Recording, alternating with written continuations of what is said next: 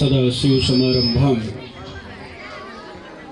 शङ्कराचार्यमध्यमाम् अस्मदाचार्यपर्यन्तां वन्दे गुरुपरम्पराम्। सानन्दमानन्दवने वसन्तम् आनन्दकन्दं हतपापवृन्दं वाराणसीनाथमनाथनाथं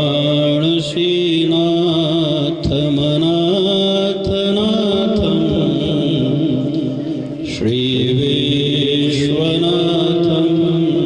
शरणं प्रपद्ये। देवादिदेव भगवान विश्वनाथ के चरणारविंदों में कोटिशः नमन।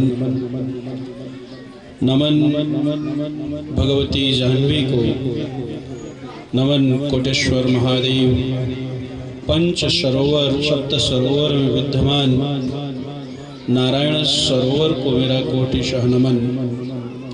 नमन कच्छप अवतार के नाम को धारित इस कच्छ की भूमि को, संतों को, विप्रों को, श्रोता स्वरूप नर नारी के हृदय में विद्यमान नारायण को मेरा कोटिशः नमन। ओम नमः पार्वती पते।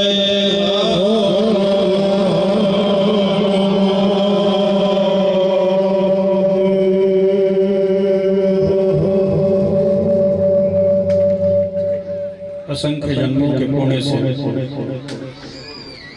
हम लोगों को यह मानव जीवन मिला है। उस पे भी सनातन धर्म मिला, जहां इस बात की पुष्टि की गई है कि हम कोई सामान्य जन नहीं है। पंडित जी महाराज जो आद्य जगत गुरु शंकराचार्य भगवान का बार बार उद्घोष कर रहे थे, वो आचार्य शंकर ने जो 4 महावाक्य कहे हैं, वो अगर 4 महावाक्य केवल मनुष्य अपने जीवन में धारण कर ले तो दिखेगा वह मनुष्य। लेकिन जैसे आपके ही बीच का कोई लड़का, कोई बच्ची, आपका बेटा या बेटी पुलिस में भर्ती होने के बाद हाथ में डंडा पकड़ के और किसी को भी एक डंडा तो लगा ही देता है और उसके ऊपर कोई कानून का कलम नहीं चलता। जैसे आपके ही बीच के सूरज सिंह जाडेजा वकील बन गए और थोड़ा सा मेहनत करते जज बन जाते और यही किसी को कलम चला देते कि इसको उठाओ और जेल में भरो, तो वो जेल चला जाता है। इनके ऊपर कोई सजा नहीं होती, इनके ऊपर कोई सजा नहीं होती। अगर उसको फांसी दे देते तब भी। ठीक उसी प्रकार से सनातन ने जो आज लोग पढ़ रहे हैं, लाखों वर्ष पहले कह दिया, सर्वम खलु इदं ब्रह्म, यह संपूर्ण सृष्टि ब्रह्म है। और केवल सृष्टि ही नहीं है, इस सृष्टि के अंदर विद्यमान संपूर्ण जगत ब्रह्म है। कहा हम ब्रह्मास्मि तत्वमसि अयमात्मा ब्रह्म प्रज्ञानम ब्रह्म। ये बड़ी बड़ी बातें हैं, लेकिन उसको जब सहजता से समझेंगे भगवान शंकर की भाषा में, जो आज आप यहाँ पे भगवान विग्रह का स्थापन कर रहे हैं, जिसको शिव पंचायतन के नाम से कहा गया है, वो भगवान शंकर जिन्होंने गांवों में, शहरों में, नगरों में, जगत के हर कोने में देव को स्थापित करके उनके संरक्षणार्थ, ये जो देव विग्रह आप देख रहे हैं ना, ये आपको कैसे दिख रहे हैं? ये आपको पाषाण के दिख रहे होंगे, ये आपको पाषाण के दिख रहे होंगे। जैसे सूर्य दिख तो रहा है, लेकिन किसी से पूछा जाए, किसी ने देवता को देखा है? बोलेगा नहीं। अज्ञानता के वशीभूत होकर सूर्य देवता है, पवन देवता है, चंद्रमा देवता है, पृथ्वी माता देवता है, ये सारे देवता हैं, वरुण देवता है, जल, ये सब दिख रहे हैं। लेकिन किसी से पूछा जाए, हम लोगों को ही कई लोग कहते हैं महाराज जी कोई देवता दिखते हैं क्या, तो हमारे जैसे छोटे मोटे बाबा जी लोग भी कई बार कहते थे नहीं नहीं देवता नहीं दिखते। अरे भाई ये साक्षात देव दिख रहे हैं, इसके बाद कह रहे हो देवता नहीं दिख रहे। वैसे ही आप अपने अज्ञानता के वशीभूत होकर के इन मूर्तियों को कैसा देख रहे हो, ये मूर्ति किस चीज की है, ये मूर्तियां कैसी हैं, तो आप कहोगे पाषाण की हैं, पत्थर की हैं, प्रस्तर की हैं। वस्तुतः हम पाषाणकृत हो गए हैं। हम सभी लोग पत्थर के जैसे हो गए हैं, इसलिए ये मूर्तियां हमको पत्थर दिख रही हैं। वस्तुतः तो ये होता है कि हम इन मूर्तियों के सामने जाएं और कहें कि भगवान हम आपके सामने खड़े हैं, आपने हमें जब बनाया था, जैसा बनाया था, जैसा कोमल मन आपने बचपन में दिया था, वो कोमल मन आज भी है कि नहीं है, यह किस किस के मन में भाव आता है। और जब तक ऐसा भाव नहीं आएगा, यह ईश्वर साक्षात सामने होते हुए भी हमको ईश्वरानुभूति नहीं होगी। यह ईश्वर आज आपके गांव में पधारे हैं, कुछ पुराने पुनरुद्धार किए गए और कुछ नए स्थापित किए जा रहे हैं कि हे भगवान, हमने आज से 10 वर्ष पूर्व यहाँ पर महामृत्युंजय यज्ञ किया था। 10 वर्ष पूर्व, उस समय मैं सफेद वस्त्र में था। आते समय हमारे साथ स्वरूप सिंह सोढ़ा जी लेकर आए हैं। मैं उनको बोला कि आशापुरा माँ के पास रुके, दर्शन करूंगा फिर चलेंगे। और उनको एक कथा सुनाई, वो आपको भी सुनाना चाह रहा हूँ। 2014 में मैं इस कच्छ में आया, भगवती का दरबार का दर्शन नहीं किया, सीधे मुदान आ गया। हमारे साथ कुछ संत लोग थे, भंडारा पाए, चले गए। सूरज सिंह जी यहाँ होंगे कहीं।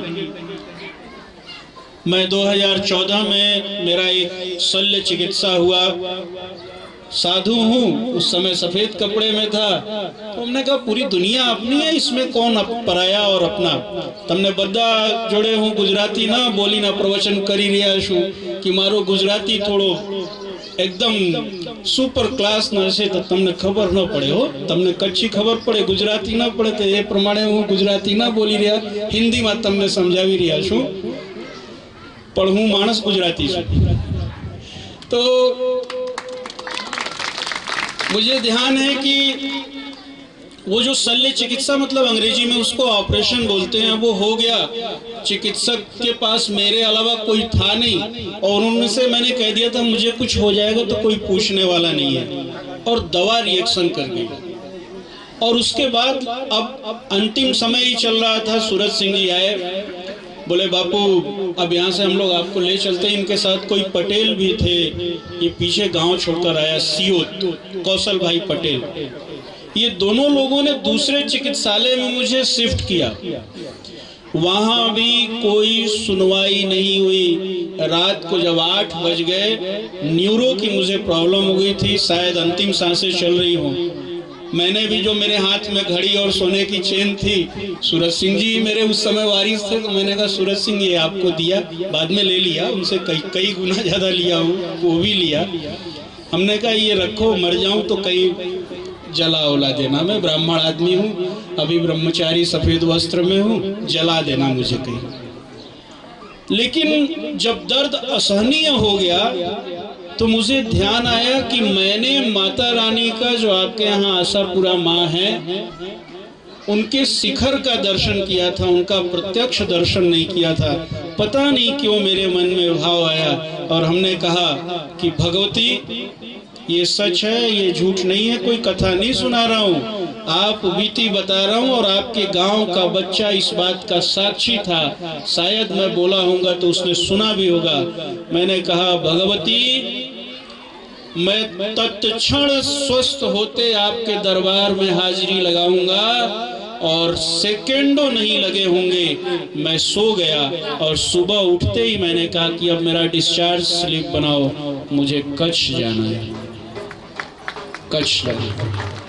वो ऑपरेशन अनुमति नहीं देता था मुझे डिस्चार्ज होने की, लेकिन मैं आया और भगवती के दरबार में अपनी उपस्थिति दर्ज करा के उन्हीं देवताओं के कारण, मैं कोई अंधविश्वास नहीं फैला रहा हूँ, न किसी प्रकार का वो चीज कहना चाहता हूँ कि आप सब कुछ छोड़ दें, लेकिन हाँ वो ईश्वर है और उसी ईश्वर के साधकों ने ये उद्घोष किया है कि ये पंच तत्व से शरीर बना है, क्षिति जल पावक गगन शमीरा पंच तत्व। तो ये जो पंच तत्व जो मैंने बताया, उन्हीं पंच तत्व की उपासना की हम बात करते हैं। यहाँ पंडित जी लोगों ने जब आपके मंदिर का स्थापना कर रहे हैं तो उन्हीं पंच तत्वों को आह्वानित करके, उन्हीं के बीच देवता को स्थापित करके, उन्हीं के साथ देवता को रख करके, ये पांचों तत्वों से समाहित करके देवता के विग्रह को यहाँ लगाया जा रहा है कि ये देवता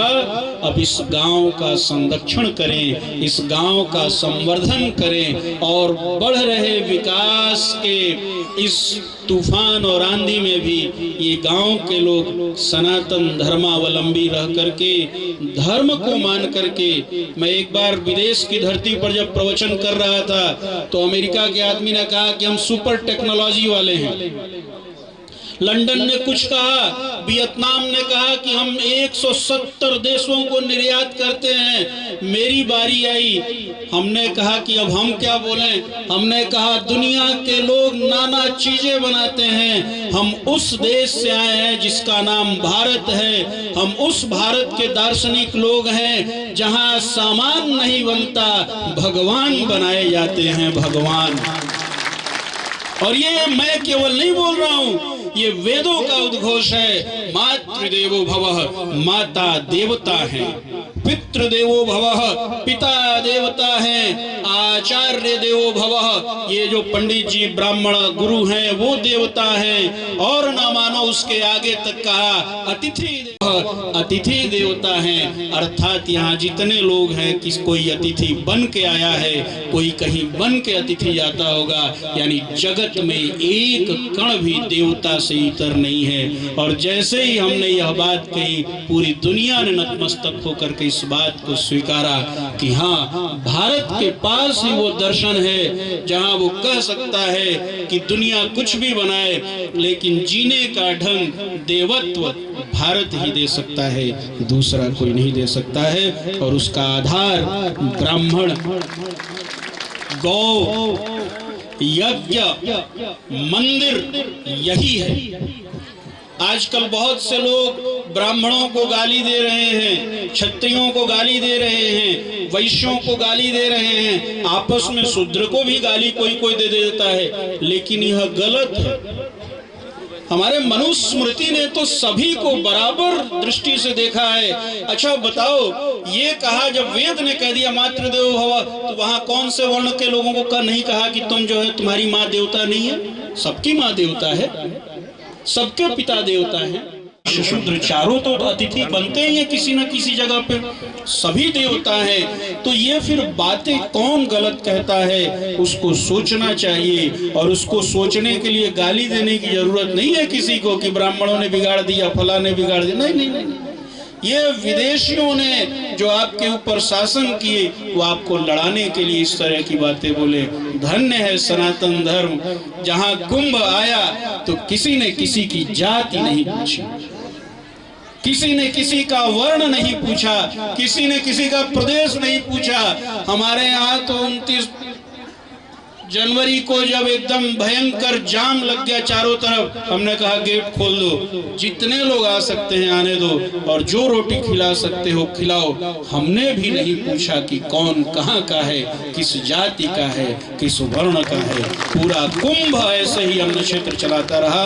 तो बिना मतलब की बातों को आधुनिक संयंत्रों के माध्यम से, सोशल मीडिया के माध्यम से प्राप्त होने पर उसमें उत्तेजित नहीं होना है। वहाँ एकदम इस कलयुग में संकीर्तन की जो बात कही गई है उसको हृदय में धारण करिए। हम सभी सनातनी एक दूसरे के पूरक हैं, हम सभी सनातनियों में कोई विभेद नहीं है। यह तो व्यवस्था है जीने की, उसको समझने की जरूरत है। इतना कह के मैं मुदान की माटी को बार बार प्रणाम करता हूँ। मैं इस गांव में बहुत वर्षों से आ रहा हूँ। सूरज सिंह, मैं सूरज सिंह का नाम ले रहा हूँ तो इसलिए ये मत समझना कि हमको घूस वूस देते हैं, बहुत कमाते हैं लेकिन हमको बहुत कम देते हैं, ठीक है। वो बच्चे थे लेकिन पता नहीं किस बात से वो प्रभावित हुए।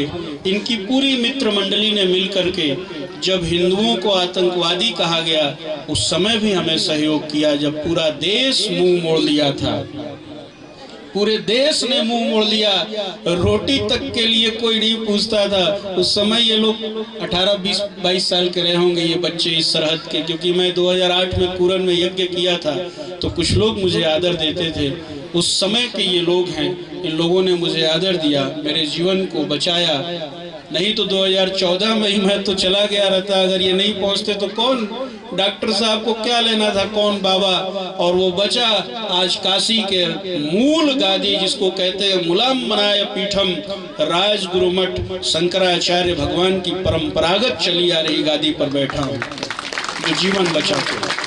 वो गादी जहाँ के काशी नरेश की एक फोटो कोई भोजन करते हुए सार्वजनिक नहीं पा सकता है, कोई भी। काशी राज परिवार ब्राह्मण परिवार होता है, वो साक्षात शिव के स्वरूप कहे जाते हैं, चल विग्रह माने जाते हैं। वो जब निकलते हैं बाहर तो काशी कहती है हरा हरा महादेव। उस काशी राज परिवार के राजमहल में विद्यमान वो राजगुरु मठ, जिसने इस शरीर के बचने के बाद सेवा का मौका मिला। अगर 14 में ही चले गए होते तो कहाँ हम लोग रहते और कहाँ इस प्राण प्रतिष्ठा के साक्षी बनते। आप मुदान के लोगों को कोटिशः साधुवाद, मनुष्य बन करके अपने मानवता की शक्ति को पहचान करके पुनः उत्कर्ष के उस आकाश पे अपने इतिहास को लिखिए जिसके लिए भारत जाना जाता है।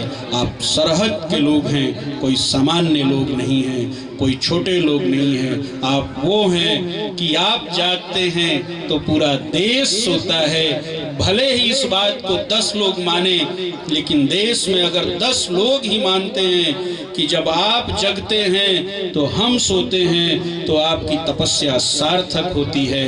पूर्व जन्म के आप कोई ऋषि मुनि रहे होंगे जो आप इस धरती पर जन्मे। जितनी काशी पवित्र है उतना ही भारत का हर सरहद का गांव पवित्र है। एक बात कह के अपने वाणी को विराम दूंगा। एक बार यात्रा में विदेशियों ने कहा कि वी आर द बेस्ट, हम सबसे अच्छे हैं। बार बार सुन के मेरे मन में हुआ तो मैंने भी कुछ पूछा उनसे कि कैसे आप बेस्ट हैं। बोले हमारे पास सब संसाधन है। हमने कहा बहुत छोटे लोग हैं। भारत में 6 ऋतुएं दिया है प्रकृति ने, उस परमात्मा ने, इसलिए we are the best. But we never said this word कि वी आर द बेस्ट और आई एम द बेस्ट। हम हमेशा कहते हैं कि वसुधैव कुटुंबकम, यह संपूर्ण सृष्टि एक परिवार है, सब सुखी हैं तभी हम सुखी हैं। यही कामना करते हुए आप भी यही भाव रखिए, किसी के मन में द्वेष न रहे। लड़ेंगे जरूर, सास बहू में भी लड़ाई होती है, लेकिन लड़ाई ऐसी ना हो जाए कि घर टूट जाए। गांव में भी लड़ेंगे हम, लेकिन लड़ाई ऐसी ना हो कि गांव टूट जाए, क्योंकि हम अपने बात हक की पिता से ही करेंगे। लेकिन ऐसे भी पुत्र नहीं होंगे कि दुर्योधन की तरह हमारा जीवन लांछित और कलंकित रहे। हम ऐसे भी पिता नहीं बनेंगे कि धृतराष्ट्र की तरह लांछित रहे। हम लड़ेंगे, लेकिन ऐसे लड़ेंगे कि हम कृष्ण कहे जाएं, हम राम कहे जाएं। लड़ा राम ने भी अपने पिता की आज्ञा को स्वीकारा और प्रकृति के बीच जाकर लड़े। प्रकृति के दुरूह दुष्कर्म प्राप्त उन तमाम दुश्वारियों को झेल कर भी राम ने उफ नहीं किया। ऐसे हमारा जीवन का चरित्र हो, ऐसा आप लोग संकल्प लें। और यह जो मंदिर प्राण प्रतिष्ठा हो रहा है, यह भगवान आपके गांव का उत्कर्ष निश्चित किए हुए हैं, तभी हो रहा है। ऐसा मान करके मैं अपनी वाणी को विश्राम देता हूं। और जो भी इस कार्यक्रम में लगे हैं, जिसने भी इस बार 2 रुपया लगाया है वो अगली बार 4 रुपया लगाए। जिसने 2 घंटा दिया है वो अगली बार 4 घंटा ऐसे कामों के लिए दे, क्योंकि सार्वजनिक काम से ही हमारे मनुष्य सिद्धि होती है। और सभी ब्राह्मण देवताओं को खूब खूब साधुवाद। कैसे बंद हो गया? लाइट कह रही है कि अब महाराज जी बस करिए, हम लोग थक गए हैं। और लेकिन इन ब्राह्मणों का जो इन ब्राह्मणों के कारण जो इन ब्राह्मणों के कारण जो यह उत्कर्ष पा रहा है, और इन ब्राह्मणों ने इन सरहदों को छोड़ा नहीं है, इसके लिए भी इनको खूब खूब साधुवाद। बहुत से लोग इस सरहद को छोड़कर देश विदेश बस गए, लेकिन आपको मैं आभार देता हूं और आशा करता हूं कि आपकी पीढ़ियां भी सरहद की ऐसे ही सेवा करेंगी।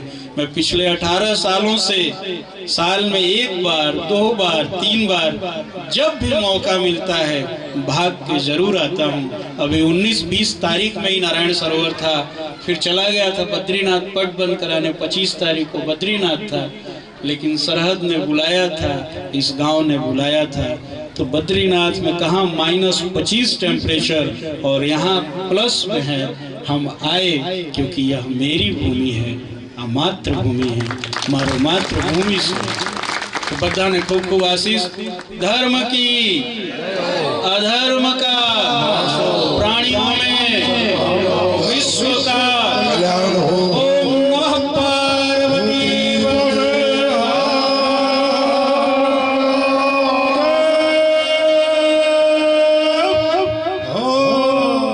यह यज्ञ और मंदिर प्राण प्रतिष्ठा स्थापना महोत्सव आपको समर्पित करते हुए मैं आगे चलता हूँ।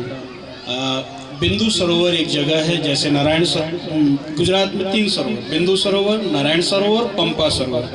तो आप लोगों के स्नेह और सहयोग से आज मैं बिंदु सरोवर की तरफ प्रस्थान करूँगा और आप सबके कल्याण के लिए वहाँ से प्रार्थना करूँगा।